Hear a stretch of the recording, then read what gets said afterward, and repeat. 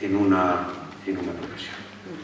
Pero, insisto, sobre la base de que no se trata de decir no hay nada que hacer, esto es imposible, no, con trabajo, con esfuerzo, y como los años le dan a uno perspectiva de las cosas, pues yo he recomendado muchas veces a jóvenes alumnos míos, claro, un profesor de Derecho Constitucional y Ciencia Política, pues con alguna frecuencia sus alumnos tienen inquietudes políticas, ¿no? Parece más lógico que si fuera profesor de Química o de Física, ¿no? Y a muchos, bueno, pues me han venido a preguntar y me han dicho, no, es que es imposible, los partidos están completamente cerrados. Bueno, yo les he dicho, ¿tus preferencias por dónde se inclinan? Debo decir que por una extraña casualidad la mayoría de los que les preguntaba pues se inclinaban por, para decirlo en calles de Madrid, por Génova y no por Ferraz, ¿no? Pero insisto en que probablemente es pura casualidad estadística. Muy bien, llama a la puerta, pero llama a la puerta, llama con convicción, con ganas de trabajar, con deseos de involucrarte. Bueno, muchos lo han hecho. Si yo les contara dónde están hoy esos exalumnos míos, o sea, en los más altos puestos del gobierno, del parlamento, porque efectivamente tuvieron también el deseo, pero también el deseo de esforzarse en ello. Por tanto, vuelvo a insistir, a los que ya tenemos alguna edad, ciertamente hay que estar ahí y participar y hablar y decir. Y a los más jóvenes, una vez adquieran una solidez profesional que les permita ser libres, que les permita ser independientes, eso es enormemente importante. Cuando uno tiene una retirada bien cubierta, puede tener libertad. Cuando uno no tiene otra cosa en la vida, pues probablemente es muy fácil involucrarle en cuestiones, en fin, poco admisibles desde el punto de vista de la ética y de la legalidad, o peor todavía, eso sería lo peor, pero en el mejor de los casos, pues bueno, a convertirse en alguien que apoya lo que le mandan, pues con tal de conservar el puesto. Insisto, no es un problema español exclusivamente, es un fenómeno perfectamente estudiado en la gran mayoría de las democracias europeas. Y todavía algunos ilustres colegas de un país tan admirable como Italia, pues nos miran con envidia, ¿no? Dicen, ¿qué sistema tan estable tienen ustedes? ¿No? Pues, bueno, es verdad, si uno lee el periódico cada día, pues puede comprobar la de cosas que ahí pasan, ¿no? Un tema pendiente. Vamos a ver. La política en un sistema democrático tiene un campo de juego muy amplio, pero no lo puede abarcar todo, no puede cubrir todos y cada uno de los ámbitos. Tenemos que hacer un serio esfuerzo como sociedad por conseguir que se respete la profesionalidad, el carácter institucional de determinadas instituciones. Empiezo por el Tribunal Constitucional, sigo por el Consejo General del Poder Judicial, por las llamadas, en términos de derecho administrativo, administraciones independientes, que luego no siempre resultan serlo, por los tribunales de cuentas o sus equivalentes, es decir, por todas aquellas instituciones en las cuales tienen que estar los más capacitados, no los más fieles a quien les nombra. Y probablemente todos podríamos hacer una lista con la mayor naturalidad, pues en mi ámbito jurídico, pues yo podría hacer una lista de los 20 mejores para ser magistrados del Tribunal Constitucional o del Consejo General del Poder Judicial. Y probablemente coincidiría en un 80-90% con la de mis colegas en el mundo jurídico. Y además en algún momento lo tuvimos, es decir, el primer Tribunal Constitucional en el año 81, quizá con una sola excepción, y porque no quiso, que fue el maestro de todos nosotros, ¿no? Don Eduardo García de Terría, recientemente fallecido, que por otras razones no quiso serlo, pero probablemente estaban los mejores de cada especialidad.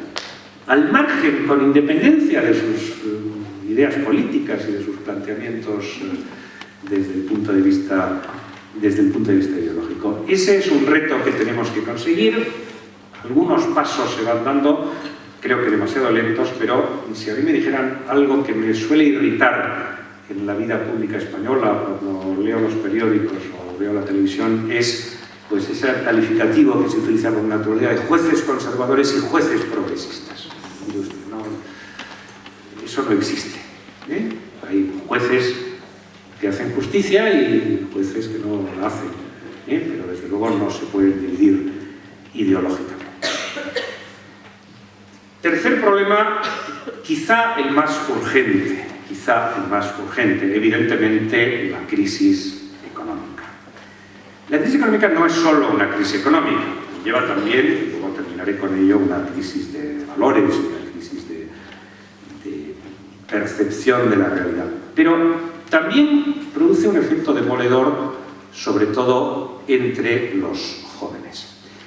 Es difícil exigir a los jóvenes que sean buenos ciudadanos si no les facilitamos, si la sociedad no les permite, pues tener una vida propia y autónoma, que puedan pues tener su proyecto de vida y casarse y tener su casa, aunque sea modesta, y un empleo.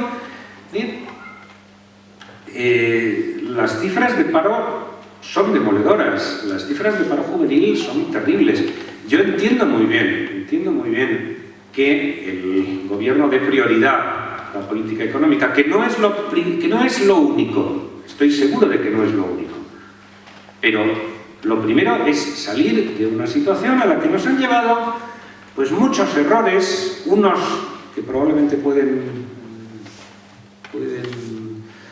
atribuirse con nombre y apellidos, y otros que probablemente son colectivos. España ha pasado demasiado rápido, pues yo lo suelo decir, de la premodernidad a la posmodernidad, ¿no? Hemos pasado de una sociedad pues, con unos medios económicos muy limitados a una sociedad, pues la sociedad del AVE, en la cual pues uno viene de Madrid a media mañana, come agradablemente, da una conferencia y vuelve, y todavía esta noche pues podré cenar con unos amigos en Madrid, ¿no?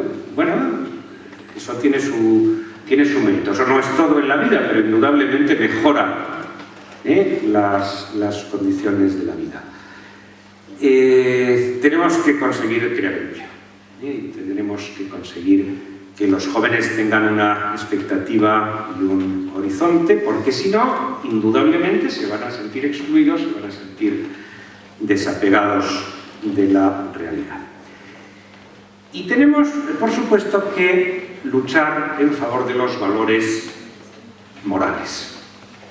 El derecho a la vida, obviamente, yo creo que una de las buenas noticias que hemos tenido últimamente pues es el proyecto de ley, que muy criticado por muchos, pero que ahí está, y que sigue su camino, y que bueno, pues, afecta a algo que es prioritario desde una valoración no ya solo ética, no ya solo religiosa, sino también humana de las cosas.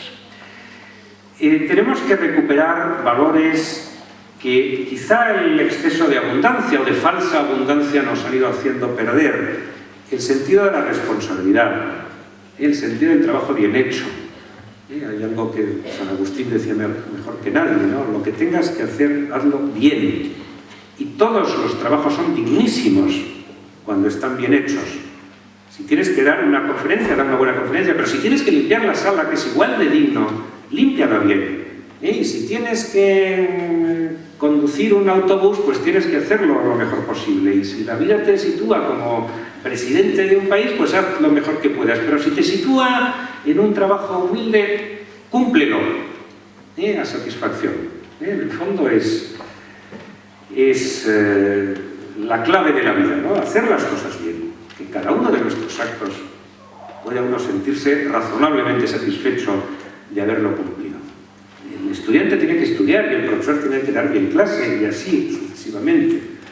Y tenemos que ser exigentes con el cumplimiento de nuestros deberes cívicos, y el cumplimiento incluso de nuestros deberes de convivencia, la pulcritud en el lenguaje, en el aspecto. O sea, hay muchas cosas elementales que deberían surgir con naturalidad de la sociedad, y no siempre pasa. Bueno, yo creo que ahí tenemos un amplio campo en el que trabajar y esforzarnos. ¿Se están haciendo bien las cosas? Yo no soy imparcial, pero soy muy cercano al gobierno actual. Creo que se está trabajando bien, creo que se están haciendo cosas buenas, y creo que indudablemente también hay motivos para que la gente espere más y sea razonablemente exigente. Pero pasos en la buena dirección se van dando. En el terreno económico dicen los que entienden, no es mi materia, que las cifras de la macroeconomía van mejor. Es indudable que todavía la sociedad, los ciudadanos de carne y hueso que salen cada día a la calle no lo han percibido, pero probablemente el futuro apunta en mejor dirección de la que apuntaba pues hace un poco más de un año, ¿no? Cuando estábamos muy a punto de ser intervenidos desde el punto de vista financiero por la Unión Europea y por tanto pues convertirnos en deudores perpetuos de algo de lo que hubiéramos podido no salir nunca. Entonces se puso de moda aquello de la prima de riesgo que llegó a estar casi en 700, está hoy en menos de 200, bueno, pues eso apunta en la buena dirección. Insisto, todavía falta mucho para que la gente de la calle lo vea, pero ese es un tema clave. Desde el punto de vista político hay algunos pasos interesantes.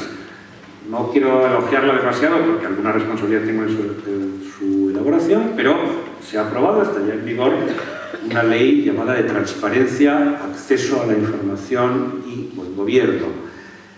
¿Qué quiere decir eso? Pues quiere decir que las administraciones públicas tendrán que hacer públicos, y si no, los ciudadanos podrán pedirlos, por un procedimiento relativamente simple, datos muy importantes. Por ejemplo, a quién se adjudican los contratos públicos, por cuánto dinero, por qué procedimiento, si se ha cumplido lo que establece el contrato.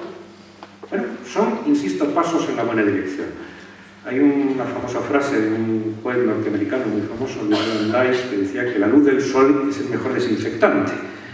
Bueno, lo que se hace en público, lo que hay que explicar, cuando hay que dar las razones por las que se toma una decisión, es mucho más difícil ser arbitrario que cuando se toman en el secreto del despacho. Y hay que luchar implacablemente contra cualquier fenómeno de corrupción, que es un cáncer de las sociedades, no ya solo porque es injusto, sino porque desmoraliza, desincentiva el cumplimiento de la ley. ¿Por qué voy a cumplir yo y pagar mis impuestos si la sociedad española tiene una alta percepción de corrupción, pero en los márgenes, digamos, más altos de la sociedad, o para ser más exactos, en el mundo político? También habría, insisto, que matizar. Es decir, la idea de que todos los políticos son iguales, yo no la comparto en absoluto. Conozco muchos políticos, mejores o peores, con más acierto o menos acierto, con ideas coincidentes o no coincidentes con las mías, que son honrados y hacen lo que pueden por hacerlo bien. Pero indudablemente que cualquier desviación de ese terreno hay que perseguirla implacablemente. En cambio, no es verdad en general que esta sea una sociedad corroída desde el punto de vista de la corrupción. Yo pongo siempre muchos ejemplos, es decir, a nadie se le ocurre entre nosotros, pues no sé, pues sacar un billete y dárselo al policía para que no te ponga una multa, ¿no? Un ejemplo que yo puedo poner, es decir, como profesor durante 30 y tantos años, pues me han pedido, me han llorado, me han robado, hasta me han presionado para que apruebe a alguien una asignatura, pero nunca me han ofrecido dinero. Evidentemente no sería yo el que lo fuera a aceptar, pero nunca.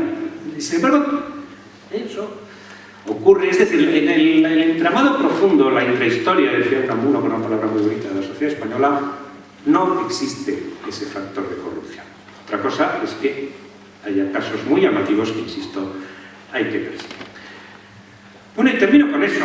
No aspiro a haberles convencido, aspiro a haberles dejado unos elementos para la reflexión, para que no nos dejemos llevar por el desánimo, para que sepamos lo que tenemos, que España es una gran nación, que esta es una sociedad estupenda con sus defectos y sus problemas y sus inconvenientes, que las clases medias españolas, la gente de bien, somos muchos millones, pues queremos hacer las cosas bien con naturalidad y queremos a nuestra familia y a nuestra ciudad y a nuestra nación y queremos que las cosas vayan bien y por tanto estamos en condiciones de exigir mucho a los responsables políticos para que cumplan con sus obligaciones. Por eso, y con eso termino, pues enhorabuena de verdad a la asociación, Fundación, a todos ustedes por acompañarnos y reiterar que el título de estas jornadas no es una casualidad, es yo creo que un programa de actuación. Razones para la esperanza. Vamos a tener esperanza, vamos a tener confianza y vamos a ver si dentro de algún tiempo, cuando nos volvamos a ver, podemos decir que las cosas van mejor. Muchísimas gracias.